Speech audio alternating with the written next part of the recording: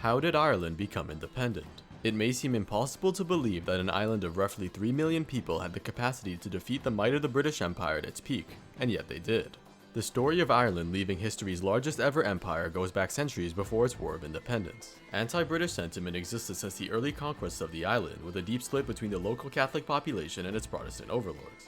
Despite the 1801 Act of Union, which gave Ireland representation in British Parliament, resentment remained common, accentuated by various events. English families controlled most of Ireland's farmlands by the 18th century, and the devastating 1845 potato famine had been worsened by various British policies. The famine decreased Ireland's population by about 2 million, and also led to a decline in the native language of Gaelic in favor of English, once again angering locals.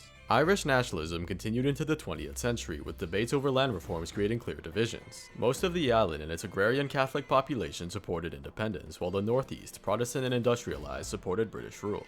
In 1914, the British Parliament enacted procedures for Irish self-governance, but this was delayed by World War I, causing violent retaliations, including the failed 1916 Easter Rising. Proposals for conscription in 1918 further ignited tensions, causing the Nationalist Party Sinn Féin to win 3/4 of parliamentary seats. They soon declared the creation of the Irish Republic, and for 2 years, the Irish Republican Army fought an intense guerrilla war against the British, supported by most civilians. Throughout the war, the IRA raided British armies and attacked its leaders using hit-and-run tactics, whose harsh responses garnered even more popular support for the revolutionaries.